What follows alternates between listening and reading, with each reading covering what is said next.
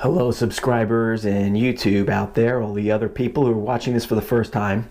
I'm going to install a motion sensor light switch, and the reason I'm doing it is this. I'm going to show you down these stairs. So what you see down there is the light going down to my basement, and down there I've got my office, all of my guitars and drums and all those different things down there. It's my space, and Mrs. Flannel guy constantly goes down there because we have a storage room, and every time she comes back up she doesn't turn the light off, and it just drives me crazy. And so she's not home today. This is a Saturday afternoon, and I'm going to install a motion sensor light switch so that way it's going to shut off automatically after, hopefully I can set the time for which it'll shut itself off. So the first thing we need to do though is cut off the breaker to make sure we're safe and we don't get and I don't get electrocuted and tumble down the stairs because well, it would be on camera, so I'm sure it'd be entertaining for you. Let's cut off the power. Okay, this is a dark space and I've got one light that I'm able to get here because I'm on the stairs. I can only have a light on one side, so. Now this light switch has been here forever, and you can kind of tell these flathead screws in here, probably the original light switch when the house was built in the late 60s. What I'm hoping I don't find is just one wire in here, because in this house we've had a lot of situations where it's been just one wire. Okay, well, good news is we've got a couple in here. Obviously this is the load wire, because only the load wire goes through the light switch, and need to make sure that I identify the neutral, because there's a good chance that this switch that I bought requires a neutral to be wired through it as well. And if you notice, it's also an aluminum wire, which this house has aluminum wiring, so not a fan of that, but that's what we've got. Well, here's the switch, and you've probably seen some of these switches before in your travels or maybe in an office. So now to wire them, you've got this black, red, and green. And the black gets attached to the power that's coming in, okay? And the red gets attached to the load wire that would be going to the light, and then the green wire gets attached to the white or the neutral wires.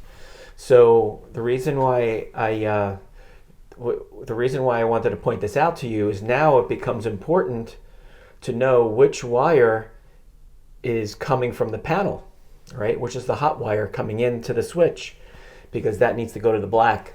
So I just turned the power back on, and I've got one of these testers, and it will beep depending on which one is hot.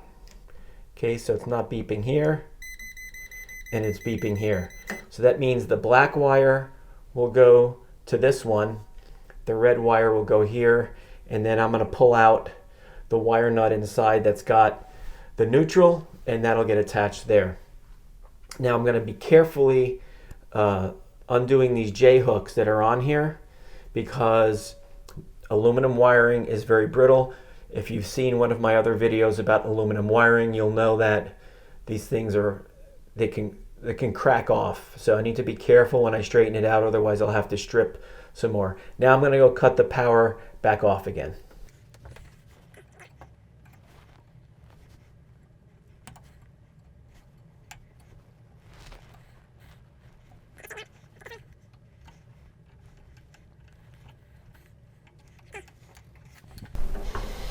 So I know this one is the just popped right off. That's not good.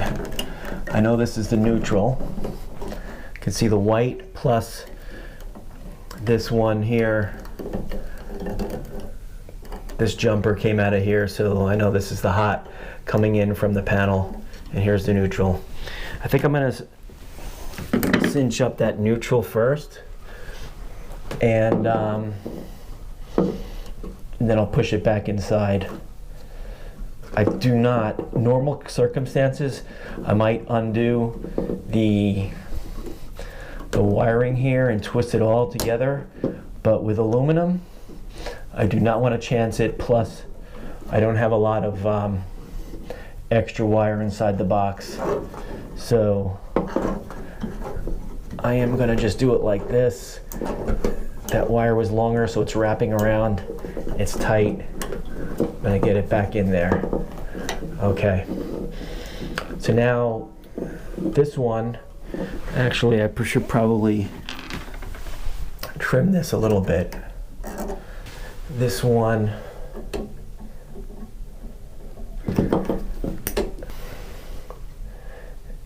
this is the one that goes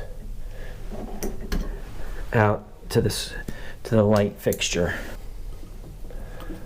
I don't mind wrapping this one a little bit.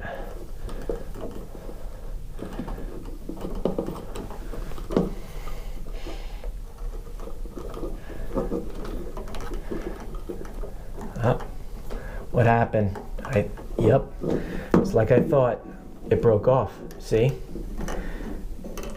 This is what happens with, look at that. This is what can happen with aluminum. All right, now aluminum wires are a little bit thicker, so I'm gonna start on the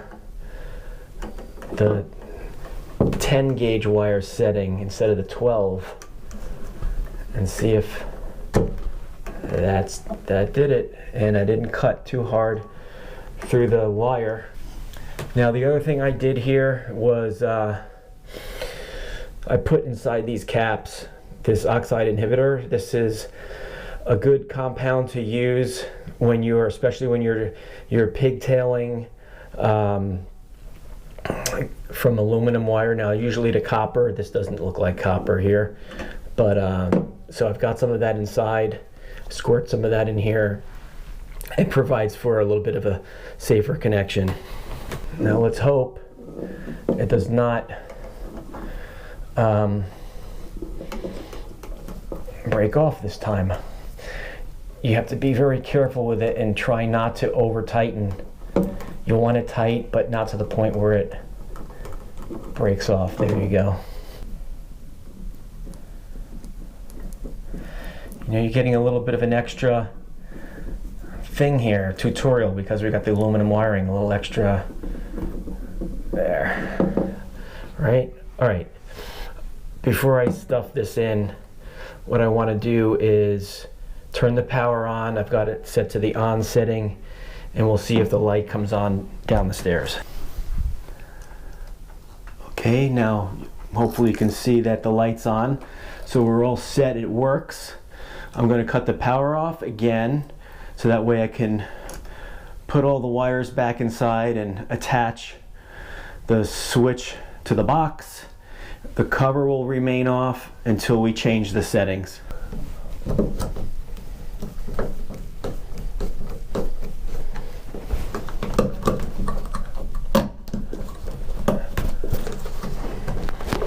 Feels like something is preventing it from going in.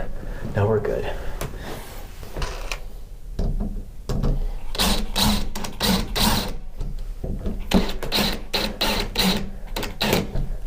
It's showing us to do this. There we go. This is the time for which we would like for it, the time delay adjustment. And this is ambient light adjustment, so I don't know about that. I'm going to reduce the time down to anything, the lowest. The ambient light is at the top. Again, I'm not sure what that means, but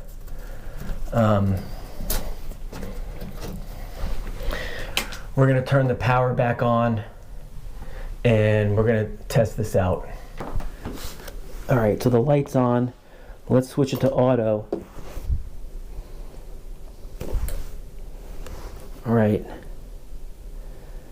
And it's coming on. We've got the ambient light is probably one of those things where it's going to detect whether there's light in the room, and if there's already light in the room, it won't come on, right? But in this situation, I want it to come on all of the time. So it's got the ambient light setting is all the way to the max right now.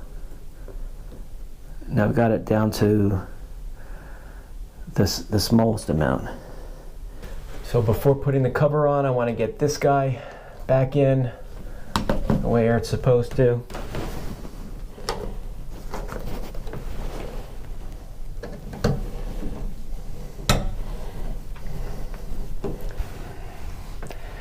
If you found this to be helpful, I'd appreciate it if you hit that like button, subscribe if you want to see more of these amazing videos. But seriously, if you have any questions, ask them down in the comment section. We do really appreciate you watching today. Hope you have a great day, and we will see you in the next video.